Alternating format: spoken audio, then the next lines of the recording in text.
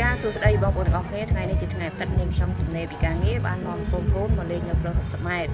ដែលមានល្បែងកម្សាន្តជាច្រើននៅផ្លូវ60ម៉ែត្រតែឥឡូវនេះខ្ញុំកំពុងនៅទីតាំងមួយគឺកន្លែងក្មេងៗគាត់ជិះឡានមានឡានរូបសត្វប្លែកៗសម្រាប់ក្មេងគាត់បើកបរឬក៏ជិះលេងកម្សាន្តនៅពេលរាត្រីនេះអញ្ចឹងយើងទៅមើលទាំងអស់គ្នានេះកូនខ្ញុំគាត់កំពុងតែរៀនបើកឡានជុំវិញបរិវេណកន្លែងទីធ្លានៅល្បែងកម្សាន្តរបស់ក្មេងៗអញ្ចឹងយើងមើលបន្តទៀតមានបងប្អូនជាច្រើនដែលគាត់នាំកូនយកមកលេងនៅកន្លែងនេះដែរអញ្ចឹងបើសិនជាបងប្អូនទំនេរពីការងារអាចនាំកូនមកលេងបាន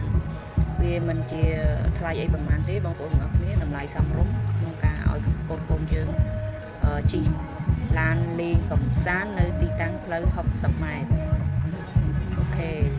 គាត់កំពុងតែសប្បាយរីករាយក្នុងការលេងក្នុងការបើកឡានអញ្ចឹង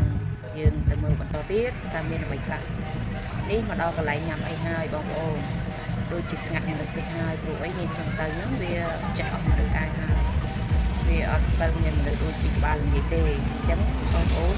វាស្ងាត់មនុស្សតិចហើយបងប្អូនយើងគាត់ឲ្យជើញទៅផ្ទះវិញអស់ហើយអញ្ចឹងវីដេអូខ្ញុំមានតែប៉ុណ្្នឹងទេអរគុណ